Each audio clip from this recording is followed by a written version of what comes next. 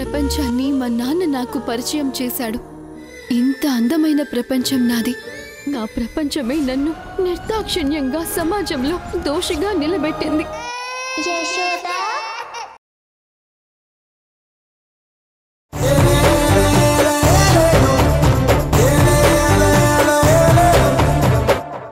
నువ్వు సారీ చెప్పావంటే నేను సారీ చెప్పినట్టే లెక్క. నేనంత సులువుగా వదిలేస్తానా చెప్పు? మనకి జరిగిన అవమానం కంటే వాడు ఈ ఇంటికి సపోర్ట్ చేసి మాట్లాడ్డాన్నే నేను జీర్ణించుకోలేకపోతున్నాను. నా గురించి నీకు తెలుసు కదమ్మా. వాళ్ళు నిన్నెంత అవమానించారో అంతకు 100 రెట్లు ఎక్కువ నేను వాళ్ళని అవమానిస్తాను. నిన్ను నలుగురిలో అవమానించారు, కానీ నేను 4 దిక్కులు మాట్లాడుకునేలా అవమానిస్తాను. జీవితంలో మర్చిపోలేనంతగా అవమానిస్తాను. నువ్వు వాళ్ళని అవమానించేంతలోపు నాకు జరిగిన అవమానం తలుచుకుని నేనే పోయేలా ఉన్నాను. అందుకే నన్ను మాత్రలు మింగి చావునివ్వు. అరే అమ్మా, ఒక్కసారి చెప్తే అర్థం కాదా నీకు? చెప్తున్నాను కదా, వాళ్ళనంత సులువుగా వదిలిపెట్టను అని. వాళ్ళని ఎలా అవమానించాలో నాకు బాగా తెలుసు. వాళ్ళని అవమానించడం కాదు దేవకి, వాళ్ళందరినీ చంపేయాలనుంది నాకు. చంపేయాలని నాకు ఉందమ్మా, కానీ ఒక్కసారిగా చచ్చిపోకూడదు. ప్రతి నిమిషం కుమిలి కుమిలి చావాలి. అలా చావాలి అంటే వీళ్ళని ఎలా కొట్టాలో నాకు బాగా తెలుసు. చూస్తూ ఉండమ్మా, మనం ఇక్కడి నుండి ఇంటికి వెళ్లేలోపే వీళ్ళ పరువు తీస్తాను. మనకి జరిగిన అవమానానికి ప్రతీకారం తీర్చుకుంటాను. నాకిప్పుడు చాలా సంతోషంగా ఉంది రమణి.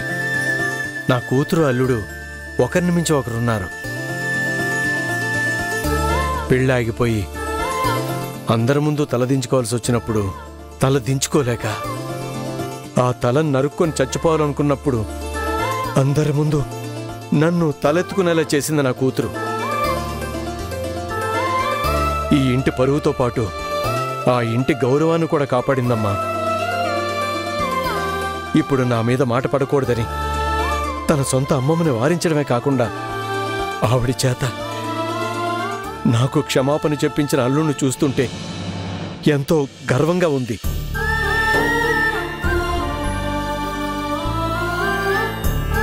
అల్లుడు గొప్పతనం చూడమ్మా. వాళ్ళింటి మనిషా మనింటి మనిషి అని చూడలేదు, తప్పు ఎవరిదని మాత్రమే చూశారు.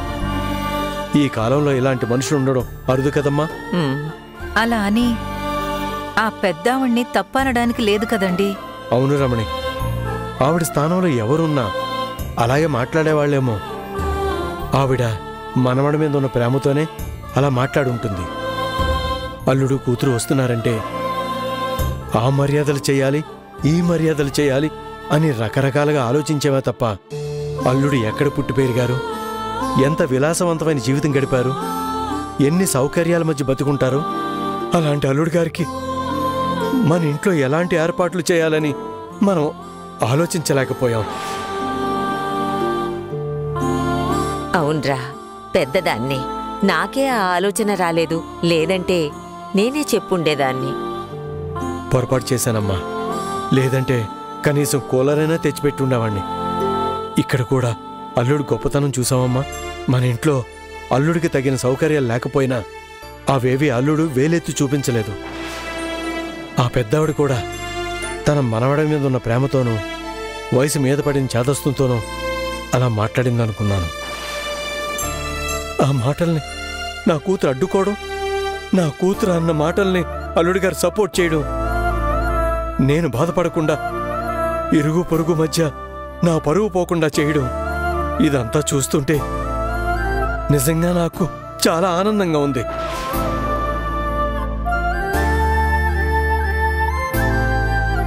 నా కుటుంబం కోసం నిలబడే నా కూతురు నన్ను ఒక తండ్రి స్థానంలో పెట్టుకొని నా మీద ఒక మాట కూడా పడనివ్వకుండా నా కోసం నిలబడే అల్లుడు. ఇంతకన్నా ఏం కావాలమ్మా నాకు? ఇంతకన్నా సాధించడానికి ఏముంది నాకు? ఈ క్షణం కుప్పకూలిపోయిన బాధ లేదు. ఏమండి, ఏంటండి ఆ మాటలు? ఇవి నేను మాట్లాడుతున్న మాటలు కావు రమణి. సంతోషంతో మనసులోని మాటలు వాటంతటా అవే బయటకొచ్చేస్తున్నాయి అంతే. ఇంత మంచి అల్లుడు దొరకాలంటే పోయిన జన్మలో మన కుటుంబం అంతా ఎంతో అదృష్టం చేసుకొని ఉండాలి. మనం చేసుకున్న అదృష్టం మధు చేసుకున్న అదృష్టం తెలియదు గాని ఈ జన్మలో మధుతో పాటు మనం ఆ అదృష్టంతో వచ్చిన ఫలాన్ని అనుభవిస్తున్నాం. నా మీదే మాట పడనేమన్న అల్లుడు నా బిడ్డను ఒక్క మాట అంటాడా? అనడు.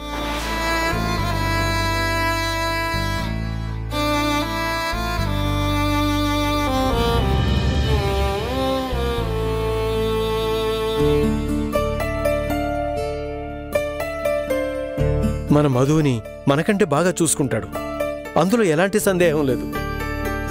ఇంతకంటే నాకేం కావాలి?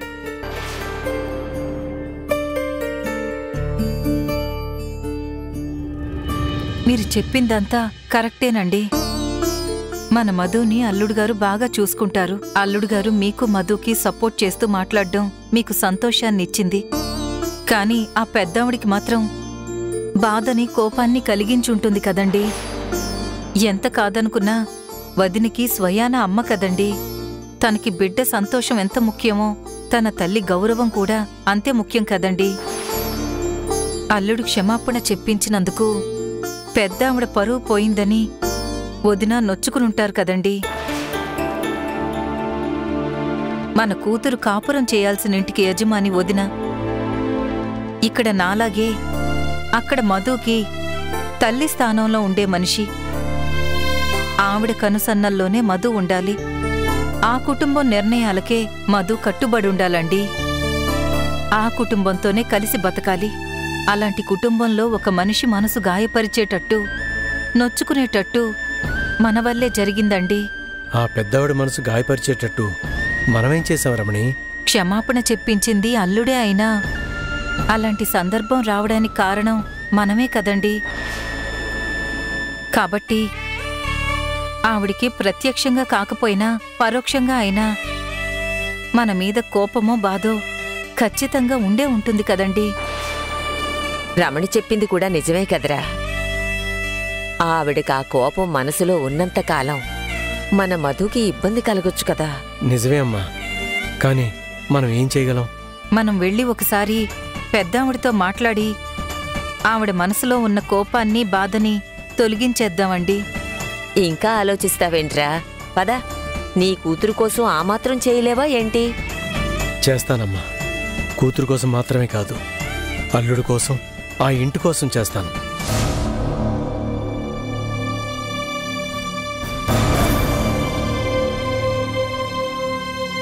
తీసుకోండమ్మా. చెయ్యాల్సిందంతా చేశారు. ఎంత అవమానించాలో అంత అవమానించారు. ఇప్పుడు చల్లబరచడానికి ఇవి తీసుకుని వచ్చారా? మాకేమొద్దు, వెళ్ళండి. మిమ్మల్ని అవమానించడం మా ఉద్దేశం కాదండి. అంత అవమానించాక కూడా మీ ఉద్దేశం అది కాకపోతే ఇంకేంటి? ఉద్దేశపూర్వకంగానే నన్ను అవమానించారు. పిలవకుండా ఇంటికొచ్చినందుకు మాకు తగిన శాస్త్రే జరిగిందిలే. ఇవేం మాకొద్దు, తీసుకెళ్ళండి. అలా అనకండమ్మా. మీరు నాకు అమ్మలాంటి వారు. మా అమ్మెంతో మీరు కూడా అంతే. మీరు అడిగిన మాటల్లో తప్పేమీ లేదు. తప్పంతా నాదే. కూతురు అల్లుడు వస్తున్నారనే సంతోషంలో వాళ్ళని ఎలా చూసుకోవాలి, వాళ్ళకి ఏం వండి పెట్టాలి, ఎలాంటి మర్యాదలు చేయాలని ఆలోచించుకున్నామే తప్ప ఏసీలు కూలర్ల గురించి అస్సలు ఆలోచించలేదమ్మా. మేము మిడిల్ క్లాస్ వాళ్ళం. మా స్థాయిలో ఎంత గొప్పగా చేయగలం ఆలోచించేవా తప్ప మీ స్థాయికి వచ్చి ఆలోచించలేకపోయాం. ఒక రకంగా అది నా తప్పేనమ్మా. మరదే కదా నేను చెప్తున్నాను. అప్పుడేమో నీ కూతురొచ్చి నన్ను చెడమడా వాయించింది. కనీసం నువ్వు ఆపలేదు. అంతటితో ఆగకుండా నా మనోడొచ్చి నన్నే వారించి నా చేత సారీ చెప్పించాడు. అప్పుడైనా నువ్వు చేసింది తప్పని చెప్పావా? లేదు. ఎందుకంటే మీ అందరికీ కావాల్సింది నన్ను అవమానించడం. అందుకే అవమానించారు. ఇప్పుడొచ్చి జరిగిన దాంట్లో మీ తప్పేవీ లేదు, తప్పంతా నాదే అంటున్నారు. అల్లుడు గారి మాటలేమీ పట్టించుకోకండమ్మా. ఇక నా కూతురికి నేనంటే కొంచెం ప్రేమ ఎక్కువ. ఎవరైనా నాతో కొంచెం గట్టిగా మాట్లాడితే తను తట్టుకోలేదు. అంటే ఏంటి? నేను గొంతు చించుకుని గట్టిగా మాట్లాడానంటున్నావా? గట్టిగా మాట్లాడితే తప్పైపోతుందా? అసలేం మాట్లాడుతున్నానో దేని గురించి మాట్లాడుతున్నానో కూడా తెలుసుకోకుండా నీ కూతురొచ్చి నా వయసు కూడా మర్యాద ఇవ్వకుండా అందరి ముందు నన్ను తప్పు పట్టింది. ఆ తప్పుని నా మనవడు కూడా సమర్థించి నా చేత సారీ చెప్పించాడు. కనీసం ఒక్కరైనా నా వైపు మాట్లాడారా? చెప్తున్నాను కదమ్మా, మీరు గట్టిగా మాట్లాడడం వల్ల వాళ్ళు మిమ్మల్ని తప్పుగా అనుకున్నారు, అంతేగాని అసలు మీరు తప్పే చేయలేదు. న్యాయంగా అయితే నేనే అల్లుడు గారి గురించి, అల్లుడు గారికి చేయాల్సిన సౌకర్యాల గురించి ఇంకొంచెం ఆలోచించి ఉండాల్సింది. కనీసం ఏసీ కాకపోయినా కూలర్ అయినా తెప్పించి ఉండాల్సింది. మా దరిద్రానికి ఆ ఫ్యాన్ కూడా అప్పుడే తిరగకుండా మారం చేసింది. అది కూడా మేం గమనించలేదమ్మా, అల్లుడు గారు వచ్చాక గమనించాం. ముందే గమనించుంటే ఏదో ఒక ఏర్పాటు చేసి ఉండేవాళ్ళం. దయచేసి మనసులో ఏమీ పెట్టుకోకండమ్మా. మీరు పెద్దవారు, తల్లితో సమానులు. మీరు నన్ను క్షమించమని అడగడం ఏంటి? మీ ఆశీర్వాదం ఉండాలే తప్ప మీ క్షమాపణలు ఎందుకమ్మా? వీటికేం తక్కువ లేదు. క్షమించమని అడిగిన చోట మీకు గుర్తు రాలేదా నేను పెద్దదాన్ని, మీ అమ్మ లాంటి దాన్ని అని?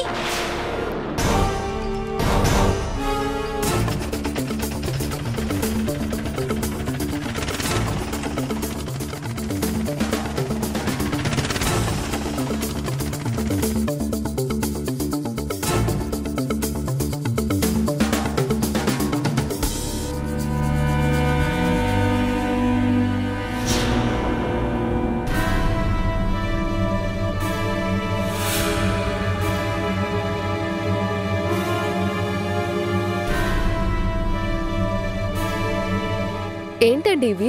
ఏసీలు బుక్ చేశారుగా మేడం. ఏసీలు మేము బుక్ చేయడం ఏంటి? మీరేదో రాంగ్ అడ్రస్కి వచ్చినట్టున్నారు. ఒకసారి చెక్ చేసుకోండి. Street number 2, house number 22. Ramachandra Rao గారు ఇల్లు ఇదేగా? ఇది మా ఇంటి అడ్రస్సే, కానీ మేమెవరం బుక్ చేయలేదే. ఈ అడ్రస్ నుంచే బుక్ చేశారు మేడం, ఒకసారి కనుక్కోండి. నేను చెప్తున్నాను కదండి, మేము బుక్ చేయలేదు. ఎక్కడో ఏదో పొరపాటు జరిగినట్టుంది. మీరు ఒకసారి చెక్ చేసుకోండి. కానీ మేడం ఈ అడ్రస్కే డెలివరీ ఇచ్చారు. నేనే బుక్ చేశానమ్మా. ఏంటమ్మా ఇవి? ఏసీలు అన్నయ్య, నేనే తెమ్మని చెప్పాను.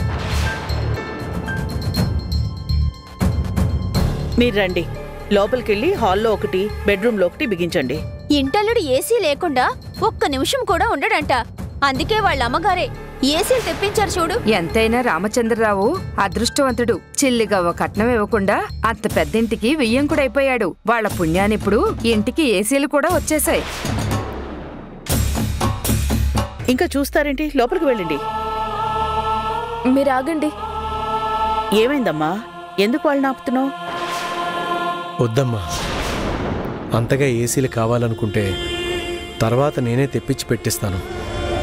ఇంకోసారి అల్లుడు మా ఇంటికి వచ్చేసరికి ఏసీ నేనే పెట్టిస్తాను. కానీ ఇప్పుడు వద్దమ్మా. తర్వాతైనా పెట్టించాలి కదన్నయ్య, అదేదో ఇప్పుడే పెట్టిద్దాం. మీరే పెట్టించాలనే ఉంది, నేను పెట్టిస్తే తప్పే ఉంది. ఏసీలు నేను పెట్టించకూడదా?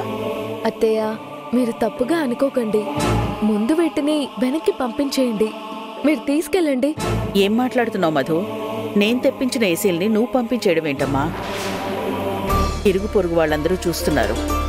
అందరి ముందు నన్ను అవమానిస్తున్నావా? మీరు తప్పుగా అనుకోకండి అత్తయ్య.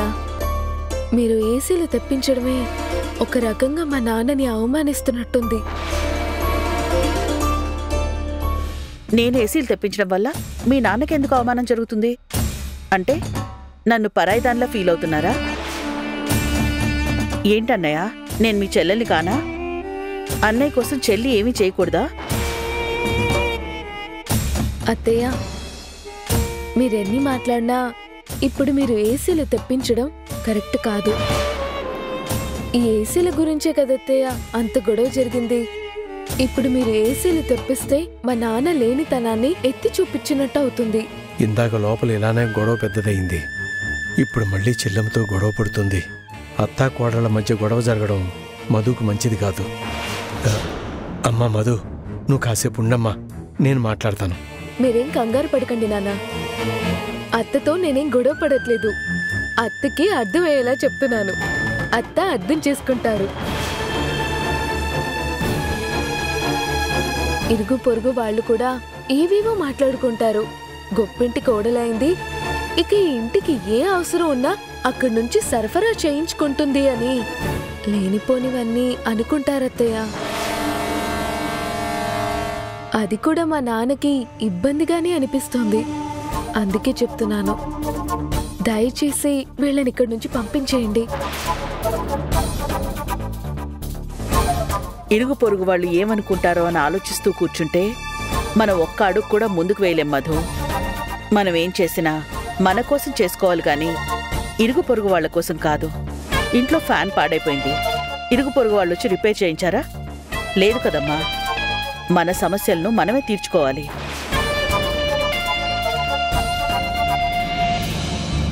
ఇంట్లో ఒక ఏసీ ఉంటే బాగుంటుందనుకున్నాను.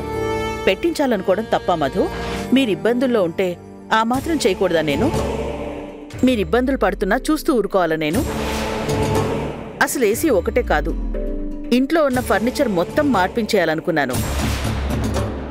ఒక్కసారిగా మార్చేస్తే మీరు కూడా ఇబ్బందిగా ఫీల్ అవుతారని ప్రస్తుతానికి ఏసీలు తెప్పించాను. ఏంటమ్మా, ఏమైంది?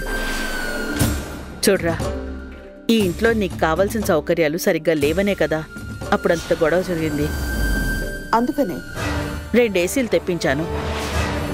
దానికి మీ మావయ్య మధు నేనేదో పెద్ద తప్పు చేసినట్టు, వాళ్ళ లేనితనాన్ని ఎత్తి చూపిస్తున్నట్టు, ఇరుగు పొరుగు వాళ్ళ మధ్య వాళ్ళని నేను అవమానించినట్టు మాట్లాడుతున్నారు. నువ్వైనా చెప్పు నాన్నా, నేను వీళ్ళని అవమానిస్తున్నానా? వీళ్ళ లేనితనాన్ని ఎత్తి చూపిస్తున్నానా? పోనీ నేను అలాంటి ఆలోచనైనా చేయగలనా? అమ్మా, నువ్వు అలాంటి ఆలోచనలు చేయవని నాకు తెలుసమ్మా. నువ్వు ఏం చేసినా నలుగురికి మంచి చేయాలని చేస్తావు, ఇబ్బంది పెట్టాలని చెయ్యవు. కానీ నీ ఉద్దేశం ఏదైనా నువ్వు చేసిన పని, చేసిన సందర్భం చూస్తే మాత్రం వాళ్ళన్నట్టే అనిపిస్తుంది.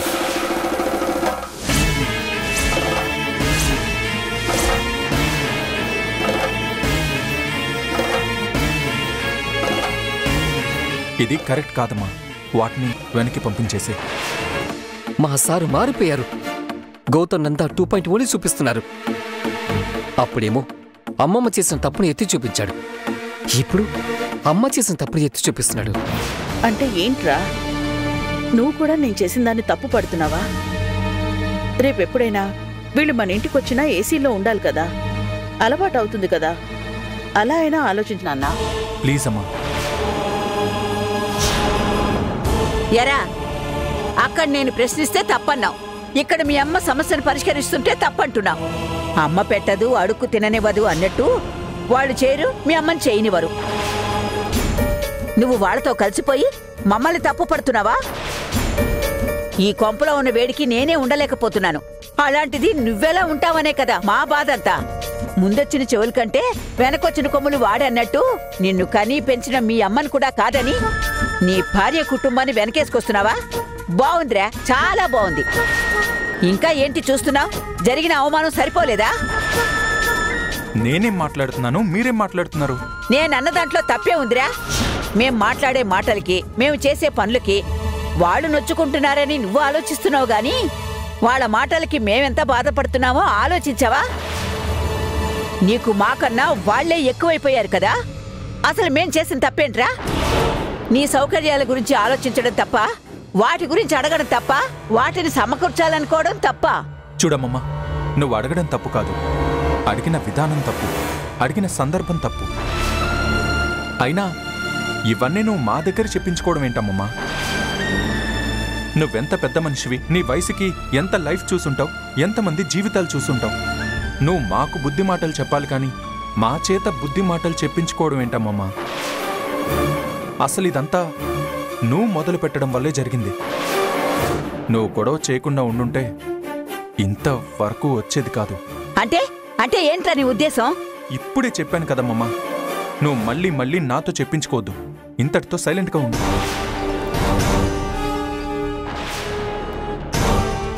చూడమ్మా, సౌకర్యాలనేవి శరీరానికి సంబంధించినవి కాదు, మనసుకి సంబంధించినవి.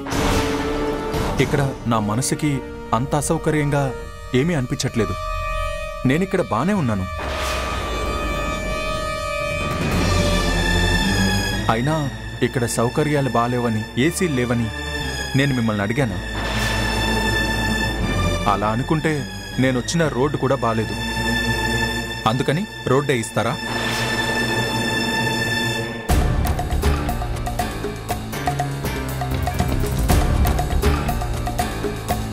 నా గురించి మీరేం ఆలోచించకండి. ఎలా ఉన్నా నేను సర్దుకుపోతాను. ఈ ఏసీలు గట్రా అవసరం లేదు. పంపించేయమ్మా వాళ్ళని. ఏంటయ్యా చూస్తున్నారు? తీసుకెళ్ళండి. అలాగే సార్.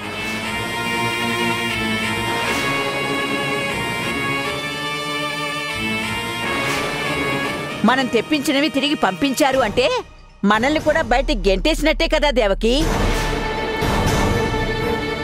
బిడ్డ సంతోషం చూడ్డానికి వచ్చిన మనకి కడుపు నిండా పెట్టారు. చాలు దేవకి, చాలు. నువ్వు ఊరుకో అమ్మమ్మా. అమ్మా, నువ్వు తెప్పించిన ఏసీలు పంపించడంలో నిన్ను హర్ట్ చేసే ఉద్దేశం లేదమ్మా. నువ్వు కూడా వాళ్ళని హర్ట్ చేయడానికే ఏసీలు తెప్పించావనట్లేదు. నువ్వు ఇవ్వదలుచుకున్నావు, కానీ వాళ్ళు తీసుకోవడానికి ఇబ్బంది పడుతున్నారు. నువ్వు చూపించింది ఖచ్చితంగా ప్రేమే అమ్మా. కానీ ఎదుటి వాళ్ళని ఇబ్బంది పెట్టే ప్రేమ కూడా కరెక్ట్ కాదు కదమ్మా. ఇంకో విషయం అమ్మా, మన దగ్గరున్న దాన్ని ఎంతైనా చూపించుకోవచ్చు, కానీ అవతలి వాళ్ళ లేనితనాన్ని మాత్రం ఎత్తి చూపించకూడదమ్మా. వాళ్ళకి లేదు కాబట్టే మనం ఇస్తున్నాం అనే ఫీలింగ్ వాళ్ళకి కలిగించకూడదమ్మా. ఈ ఇంటికి ఏదైనా ఇవ్వాల్సిన సందర్భం వచ్చినప్పుడు ఇచ్చే పద్ధతిలో ఇద్దాం. అప్పటి వరకు వాళ్ళ కంఫర్ట్లోనే వాళ్ళని ఉండనిద్దాం. ఇంతటితో వదిలేయండి.